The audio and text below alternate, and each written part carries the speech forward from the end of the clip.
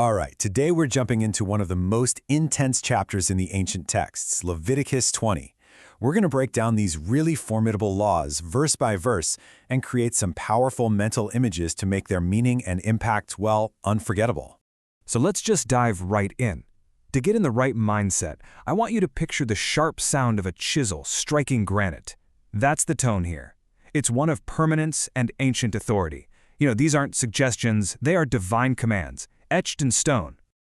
Okay, our first section deals with what this text sees as the most severe spiritual crime imaginable. A line is drawn right here in the sand, and the consequences for crossing it are absolute. Verse 1, it really sets the stage with this incredible divine authority. Just imagine Moses standing all alone. You can feel the weight of his people on his shoulders as this commanding voice, which we can picture as a brilliant light, delivers the laws that are going to define them as a nation. And boom, verse 2 gets right to it with a horrific prohibition, giving a child to the idol Molech. The penalty is absolute, death by stoning. What's so crucial here is that it's meant to be carried out by the entire community. Can you imagine the weight of that responsibility? The community itself has to enforce this ultimate boundary. But then, and this is where it gets really interesting, verse 3 takes a turn. What if the community fails to act? Well then, God himself will step in. The text says he will set his face against the offender. Just picture a single, intense eye, representing God's personal, direct opposition to this act. It's a shift from community justice to direct divine judgment. Verse 4 expands that circle of responsibility. What happens if the community just looks the other way?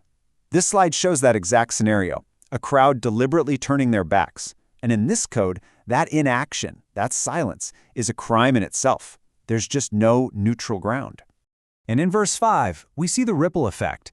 God's judgment isn't just on the person who looked away, it actually extends to their entire family. The visual of this dark shadow connecting the offender to his whole household, it really shows how one person's choice can impact generations. So, you're probably asking, who or what was this Moloch? Well, this context is absolutely crucial. Moloch was a Canaanite deity, and its worship often involved the horrific ritual of child sacrifice. So these opening laws, they're this powerful, absolute rejection of the cultures all around them, drawing a hard line against their most extreme practices. So having established that ultimate spiritual crime, the text now kind of zooms in from the nation's public acts to the spiritual purity of the individual. This next part is all about unseen forces and a call to inner holiness. Verse 6 tackles another spiritual betrayal, consulting mediums and spiritists. This visual really captures the danger, right? A person's face totally caught between fear and fascination as these shadowy, spectral hands reach out. And the consequence is the same as for the idolater, being cut off, a total separation from God and community. Now, after those intense prohibitions, verse 7 gives us a positive command: consecrate yourselves and be holy. And the image of washing hands in this pure, glowing water, it captures the idea perfectly. It's not just about avoiding evil, it's a proactive call to cleanse yourself from the inside out. And verse 8 immediately connects that inner holiness to outward action. See, it's not some mystical feeling, it's about obedience. The visual here, with a person holding a stone tablet that's literally emitting a sanctifying light, shows the core idea: keeping God's statutes is the very thing that makes one holy. Now we shift gears, moving from the spiritual to the social fabric of the community. The laws now focus on the most fundamental unit of society, the family, showing that holiness has to be lived out right there in the home. Okay, verse 9. Wow, this one is shocking in its severity. Cursing your father or mother carries the death penalty. To picture this, imagine a young man shouting in rage, but his hateful words just visibly turn to dust. In this worldview, dishonoring your parents is like attacking the very foundation of society itself. Verse 10 moves on to adultery. The punishment, again, is death for both people involved. But this suggests that this isn't just a private sin. No, it's seen as a profound act of betrayal that destabilizes the whole community, symbolized here by the shadow of the wronged neighbor looming in that doorway. Next, verse 11 moves to protect the very structure of the family, prohibiting a union with one's own father's wife. To violate this is to disrespect your father in the deepest way possible, creating a kind of social chaos that just tangles up the family lines, visualized by this unnaturally combined wedding ring. And right on the heels of that, verse 12 addresses the same kind of confusion, this time with a daughter-in-law, calling it a perversion. This image powerfully illustrates the chaos. Two clear sets of footprints enter a home, but inside they become hopelessly mixed up, symbolizing a complete breakdown of relational order. All right, from here, the laws get even more specific. We're talking about defining the most intimate boundaries of relationships to preserve a clear social and spiritual order. This next sequence builds really quickly, outlining what's considered clean and what is not. Verse 13 labels homosexual acts between men as an abomination, with the death penalty for both. The visual here really captures the stark separation demanded by the law. Two identical silhouettes, standing back to back, with this sharp dividing line running between them. Then, in verse 14, this principle of maintaining clear generational lines is taken to another extreme. A man taking both a woman and her mother is called wickedness, and all three are to be burned, a punishment that's reserved for only the most severe offenses. This theme of violating natural categories continues right into verse 15, with the prohibition of bestiality for men, which is called a confusion. Both the man and the animal are to be put to death, showing that the act is seen as defiling both creation and humanity. And verse 16 immediately follows with a parallel law for women, making sure this boundary is absolute.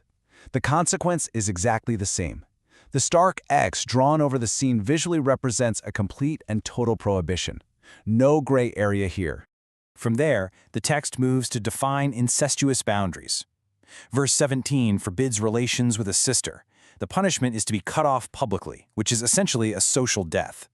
You can see how the visual gets this across. Two branches from the same family root, twisting together in this destructive, unnatural way. Verse 18 introduces a different kind of boundary, a boundary of time. Sexual relations with a woman during her period are forbidden. Now, this isn't about morality in the same way as the others, but about respecting sacred times and bodily purity, which is symbolized by that torn calendar page. Verse 19 then extends the family boundary rules to one's aunt. The logic is consistent. These unions blur the lines of family and authority, and the frayed and broken connections on this family tree illustrate the kind of social damage this was thought to cause. Following that same logic, verse 20 covers relations with an uncle's wife. And here the text actually specifies the consequence. They will be childless.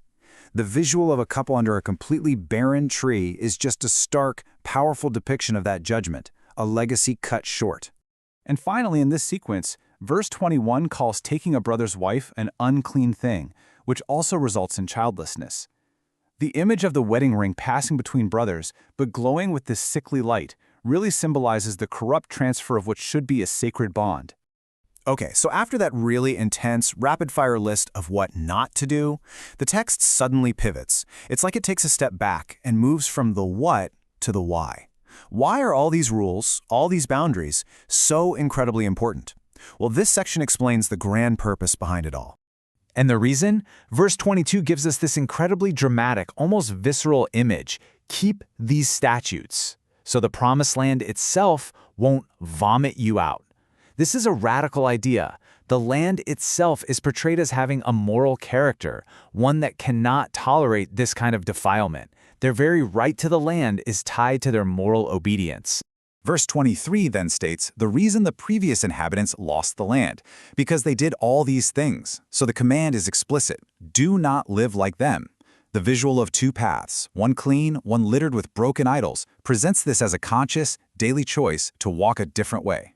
In verse 24 then reminds them of the incredible promise that fuels this choice.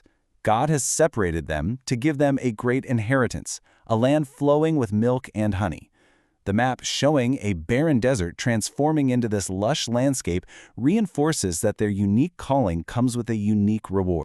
And to make this idea of separation tangible, verse 25 gives them a daily practice, distinguishing between clean and unclean animals. Now, this wasn't just about diet. It was a constant physical reminder at every single meal that they were a people set apart, totally different from the nations around them.